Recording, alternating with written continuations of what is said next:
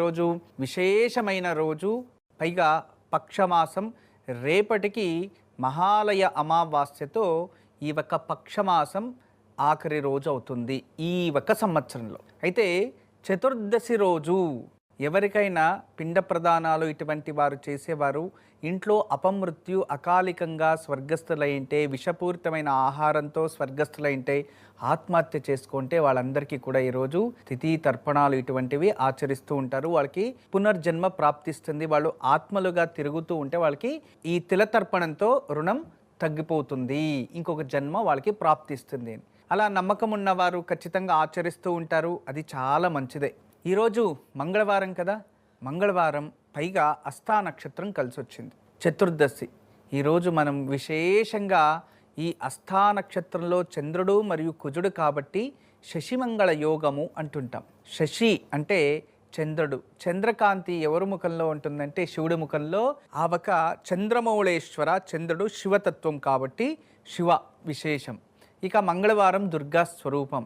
ఈరోజు ఉమామహేశ్వరాయ నమః అనే పార్వతీ పరమేశ్వరుల నామాన్ని జపించడం వల్ల కుటుంబంలో సఖ్యత, భార్యాభర్తల మధ్య సఖ్యత ఇటువంటివి ప్రాప్తిస్తూ వాటితో పాటు మన మనస్సు స్థిరత్వాన్ని ఇస్తుంది అని అర్థం. ఇక ఈరోజు ఓం ఉమామహేశ్వరాయ నమః అంటూ భక్తి శ్రద్ధతో జపిద్దాం.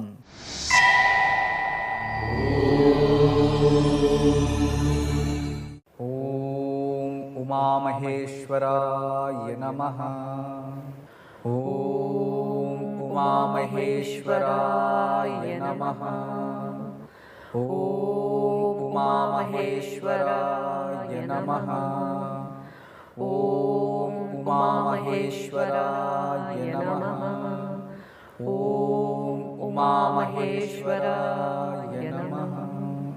అందరూ కూడా ఈ నామాన్ని చక్కగా జపించి ఆ పార్వతీ పరమేశ్వరుల అనుగ్రహం పొందండి. అమావాస్య పైగా బుధవారం కలిసి వచ్చింది, మంచి రోజు. పితృదేవతలకి ఎలాగో ఆచరిస్తారు, పితృశ్రాద్ధాన్ని చేస్తూ ఉన్నారు. రేపు బ్రాహ్మణుల చేతిలో ఎవరైనా వేద పారాయణం చేస్తే అది నారాయణ సూక్తం.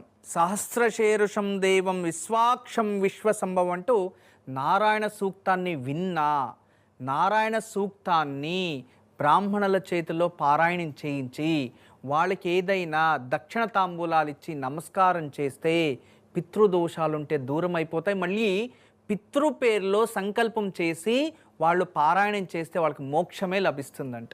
అంత గొప్పది నారాయణ సూక్తము. అంటే స్వరలోపం లేకుండా నారాయణ సూక్తం పారాయణం చేస్తే వాళ్ళకి మోక్షం ఇచ్చేసినట్టు. అంత గొప్పది నారాయణ సూక్తం రేపు పారాయణ చేసేవారికి. ఇక రేపు ఉదయాన్నే లేచి తలస్నానం చేసుకొని మహావిష్ణువుకి అర్చించి పూజించేసి తదుపరి భక్తి శ్రద్ధతో ఇంట్లో ఏదైనా ప్రసాదం వండి దాన్ని ఒక ఆకులో వేసి పితృదేవతలు స్మరించి కాకులకు పెట్టడం, గోవుకు పెట్టడం, లేదా మూక ప్రాణులకు పెట్టడం, అలా చేస్తే పితృదోషాలు తగ్గుతాయి.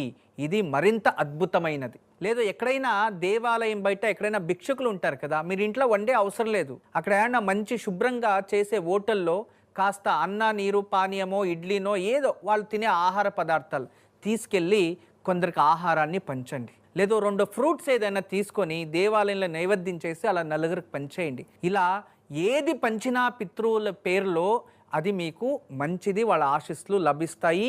ఇది అందరూ చేయాలి, నిర్వహించాలి కూడా. ఇవన్నీ చేయడానికి అవ్వదు, మేము ఇంట్లోనే ఉంటాము, మాకేదైనా మంచి పరిష్కారం కావాలి అంటే రేపు మహావిష్ణువుకి తులసి అర్చన ఉదయాన్నే చేసుకోవడం వల్ల ఆ నారాయణ అనుగ్రహం ప్రాప్తిస్తుంది.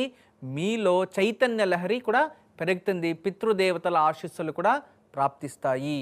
గురుజీకి ఈరోజు ఆరోగ్యములు ఏం తెలియజేయబోతున్నారు?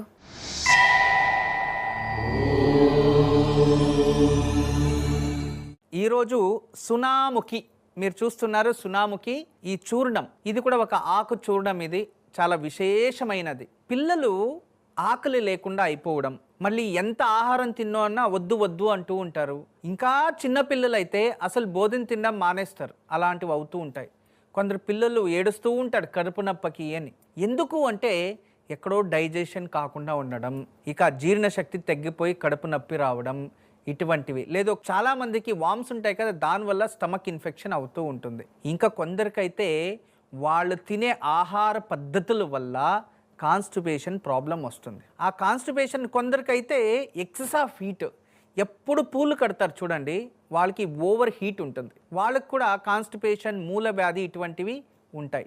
రెగ్యులర్గా ఈ ఆల్కహాల్ తాగుతారు కదా, వాళ్ళకు కూడా 100% ఏదో ఒక రోజు మూల వ్యాధి, కాన్స్టిపేషన్ ప్రాబ్లం రానే వస్తుంది వాళ్ళకు కూడా. ఇలా ఎన్నో విధాలుగా కాన్స్టిపేషన్ ప్రాబ్లం వచ్చే ఛాన్స్ ఆహార పద్ధతుల వల్ల, లైఫ్ స్టైల్ వల్ల, మరియు మద్యపానాలు సేవించడం వలన, ఇలా నానా రకాలుగా కాన్స్టిపేషన్, మూలవ్యాధి లాంటి వస్తువు చాలా బాధపడుతూ ఉంటారు. ఆ కాన్స్టిపేషన్ ప్రాబ్లం తగ్గించడానికి ఇది చాలా ఉపయోగం. పిల్లలకి నెలకో 15 రోజులకో ఒక్కసారి ఒక అర టీ స్పూను రాత్రి నిద్రించడానికి ముందు గోరువెచ్చని నీళ్ళల్లో కలిపి సేవించేస్తే మార్నింగ్, అంటే సాటర్డే నైట్ ఇచ్చేయాలి, మార్నింగ్ ఇంట్లోనే ఉంటారు, మార్నింగ్ కంప్లీట్లీ స్టమక్ వాష్ అయిపోతుంది, లోపల ఉన్న వామ్స్ అవి ఇవి ఉంటే అవన్నీ క్లియర్ అయిపోతాయి. కాన్స్టిపేషన్ ప్రాబ్లం ఉంటుంది కదా, వాళ్ళు అంతే, రాత్రి నిద్రించడానికి ముందు ఒక అర టీ స్పూను గోరువెచ్చని నీళ్ళ కలుపుకొని తాగుతూ ప్రతిరోజు వస్తే కాన్స్టిపేషన్ ప్రాబ్లం తగ్గుతూ వస్తుంది. ఆరోగ్యానికి మంచిది, స్టమక్లో వామ్సు తగ్గిపోతాయి, కాన్స్టిపేషన్ ప్రాబ్లము తగ్గుతుంది. ఈ సున్నాముఖి చూర్ణానికి ఇటువంటి ఔషధ గుణాలు ఉన్నాయి. ఇది కడుపు క్లీన్ చేయడానికి, మలబద్ధకానికి మంచి ఔషధం. గురుక్షేమలు ఏం తెలియజేయబోతున్నారు?